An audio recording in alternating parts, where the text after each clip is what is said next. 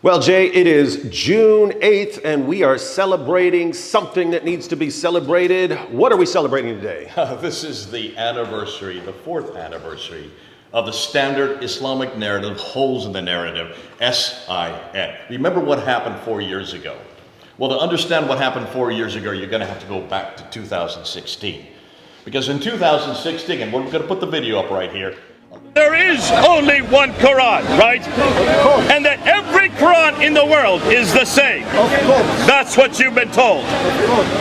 You have been told a lie.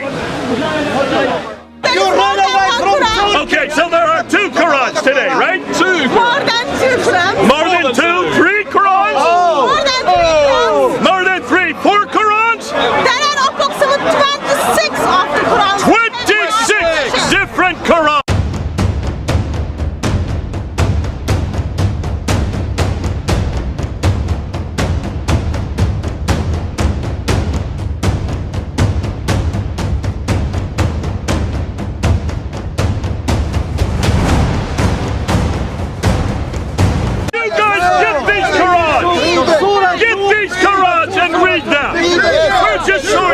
Oh, go ahead, start throwing things out. It says they were lied to. Two different readings. It's the same in Arabic. Read in Arabic. It's same difference. Look, it's same. And which has the Dhamma. The difference is between Dhamma and Dhamma. Read it. Read it again. حتى يقول حتى يقول Read it again. The prophets fought, but by the time you get to the voice, they were killed. That is a huge attention. Your faces, Muslim people, your face from here. Come. You better go. We're going to make it more and more difficult for you. A little girl, maybe about 5'2", came across not one, not two, not four, 26 different Qurans. I remember. Remember that? Mm-hmm. And we went down to Speaker's Corner and held them up. And who was standing there, right there, filming us, but Mohammed Hijab. Now remember what happened after he saw what we were doing. He went outside the group and he said, all Muslims, come to me. Don't look at what they're showing you. Don't listen to what they're saying. I'll explain it to you. This is June of 2016. Wait. Is this the same Mohammed Hijab who's been going around telling everyone about the perfect dot-for-dot, letter-for-letter preservation of the Quran? That's that it. guy? Now, why does he have to say that? Why is it perfectly preserved? Because the Quran says that in chapter 85. Chapter 85, verse 21 and 22. But it's not just that. It says it has never changed. That's in chapter 10, verse 15, chapter 18, verse 27. And why does it never change? Because Allah himself guards it in chapter 15, verse 9. So don't get upset with Mohammed Hijab. He has to say that. Everybody has said that. Being a good Muslim. Being a good Muslim. Being a good Muslim. Obviously something happened though in 2016. What? He didn't say much, did he? He didn't have much to tell them, did he? No. So 4 years later, he needed help, didn't he? Yeah. So who did he go to? He went to Sheikh Yasir Qadhi because the interesting thing that happened was, for years you got the Dawah fans, they go to their Dawah guy. The Dawah guy tells them perfect preservation right down to the letter. They believe that. A Christian tells them otherwise. They don't listen to the Christian. Who are you going to listen to? You're going to listen to a Christian, you're going to listen to your Dawah guy. So they listen to the Dawah guy. And that went back and forth until it was actually put in their faces. And what's amazing is these same Dawah fans will go back to their Dawah guy. Hey, you said perfect letter for letter, dot for dot preservation, but she actually showed us the copies. What's going on here? They keep going to him, and eventually he had to solve the problem. Why him specifically?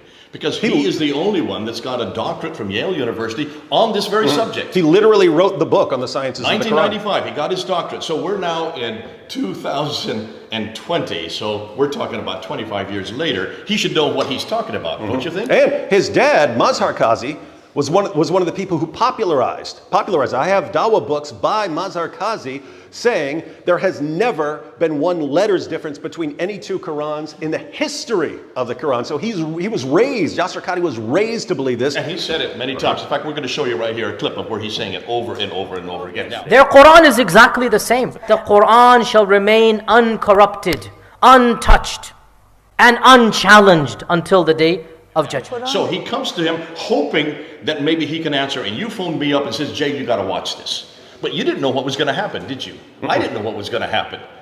And we were shocked by what happened. What happened next? That was one of the greatest moments in the history of dawah. Apologetics, polemics, everything all rolled into one. This was Mohammed Hijab trying to, he really seemed to think that Yasir Qadhi is going to fix all of this. Yeah. I'm talking to Yasir Qadhi. This is the man. He's the expert of the experts. He will explain how somehow there's just one Quran. He's gonna make it clear. So what did he do first? He put out his hand. Remember, he put out his hand. He said, listen, this is a blank sheet of paper. Tell me, blank mushaf. which is the one that you're going to put on there? Which is the one that's the eternal Quran? Yeah. Which is the one that was revealed to Muhammad? Which was the one that Uthman wrote in 652? Tell me, which is it?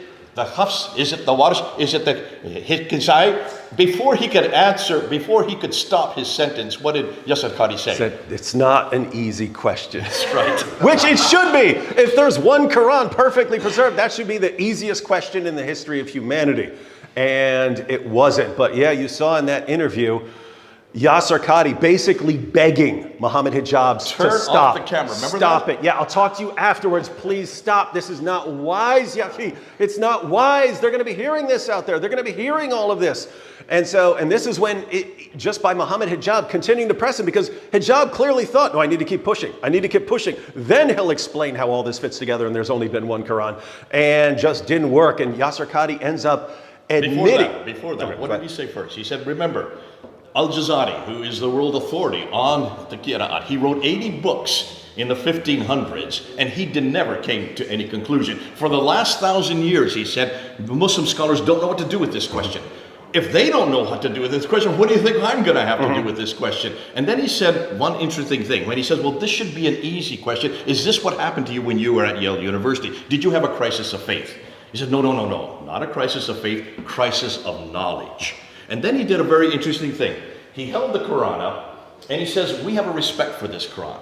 We have a red line beyond which we don't go. There are certain questions we don't ask of this book. But at Yale University, there are no red lines. Yes, the non-Muslim scholars don't have those lines. And what did he say about the Western scholars? He said he said, as Muslims, when we raise a question and someone gives us an answer, we just accept it. Right. And he said, the Western academics, they'll keep pushing. And then he made this amazing admission. He said, and we know they're right because they're quoting our sources. So he's acknowledging that Muslims are accepting answers on why they have all these differences in the Quran. What did he say about Mohammed Hijab? He said, you in the East are looking at you as if like the emperor with no clothes. Oh yeah. You've got a real problem in here. Yeah. And then he gave his classic line. What was the classic line?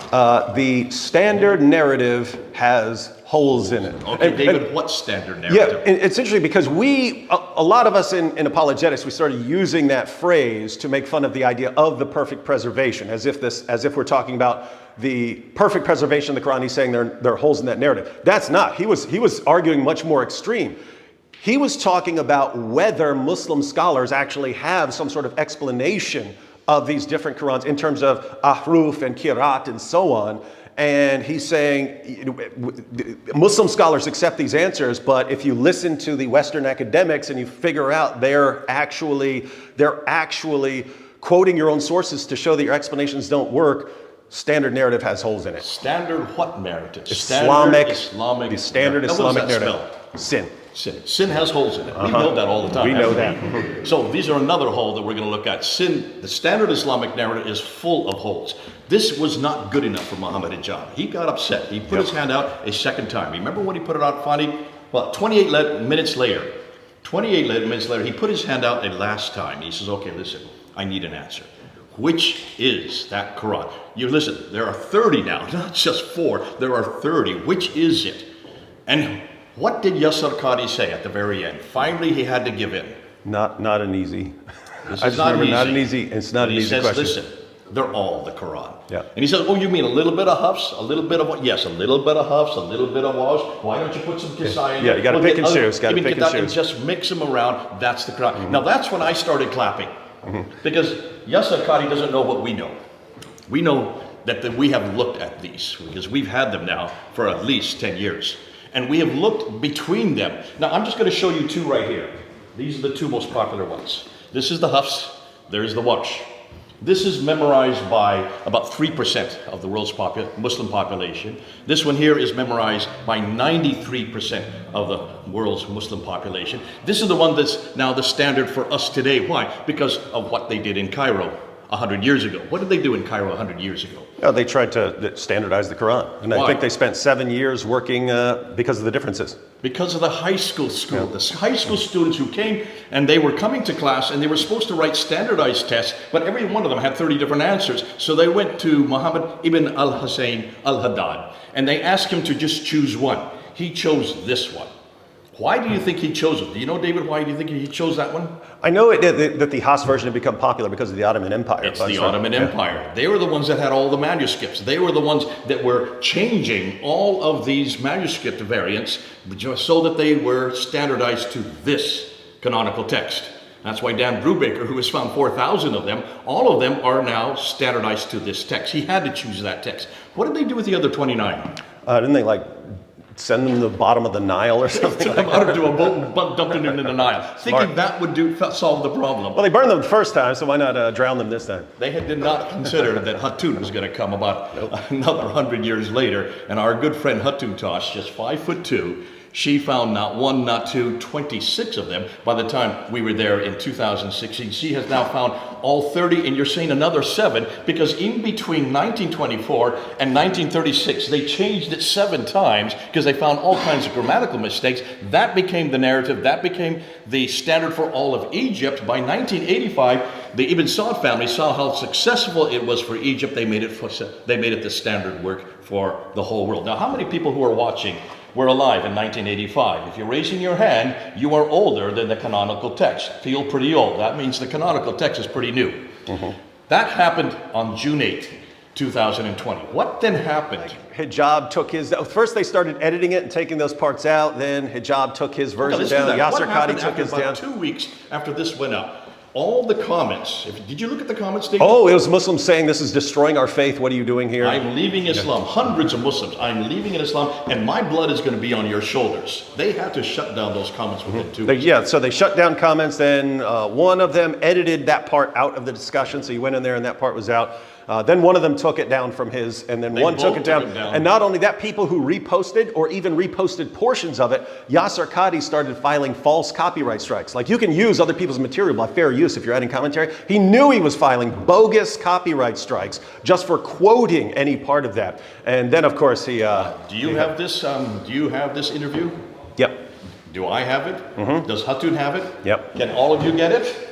We have it. We've preserved it. We're going to do this every June 8th because of what happened on 2020. This is the 4th anniversary. But I want to then now go back to what happened on November 26th in June 2020. Obviously, Yasir Qadhi was having great problems because he had to delete that off his site. He could not respond to that. Till today, he's still not been able to respond to that. Who did he go after? Why did he go after you, me, and Dan Brubaker? Because he likes us so much? Yeah, well, he does. I mean, he called us this word right here. Ultra-crepidarians. We're called the ultra-crepidarians. He called us a lot more than that. I think he called me a repulsive, repugnant, evil, vile jerk. That's right. And a lot of other things. But yeah, ultra-crepidarians, that was the good one. This is the word. You all know what this means? Somebody who knows nothing about what they're talking about. Who do you think is the ultra-crepidarian here? It looks like Yasir Qadhi, who knew nothing, who would not answer the question. And he said, don't turn off the cameras and talk to me afterwards. We'll do a deep dive. Remember he said that? We'll do a deep dive. And for 25 years, he said, I've never even ever talked about this ever since he got his doctorate. So here's the man who doesn't know how to answer this question. He's saying that for 1,000 years, none of the scholars can answer, and he's calling us the ultra-crepidarians. Yeah, and not the entire Ummah who believed the lie, not Mohammed Hijab who thought there was going to be some great explanation. It's just amazing because we were the ones who were saying it all along. We were the ones who were right the entire time. And you had Muslims who knew about the differences in the Quran, but who were lying about it. And then you had the Ummah and the Dawah guys who didn't know about it. They're all ignorant. We were right the entire time. At the end of the day, when they finally admit we were right the entire time, we're the dumb ones and we're the bad guys. You know, we have a little thing to saying when we're little kids. I'm the rubber, you're the glue, bounce off me and stick on you.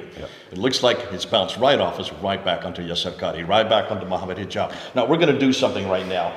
we're going to celebrate. Gotta celebrate. Is the 4th anniversary, folks. We're going to eat a little bit of our cake. We have a little bit of our cake.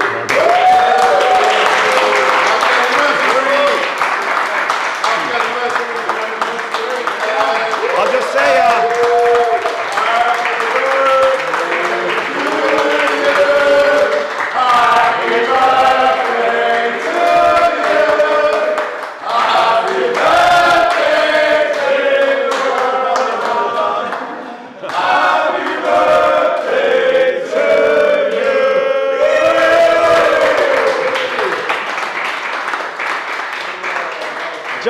just wish Yasir Qadhi and Mohammed Hijab could be here to celebrate this. Oh, they awesome are. event. This is going to be sent to them. They'll send to them. This is to you. Thank you, guys. Thank you for doing our work for us. God bless you.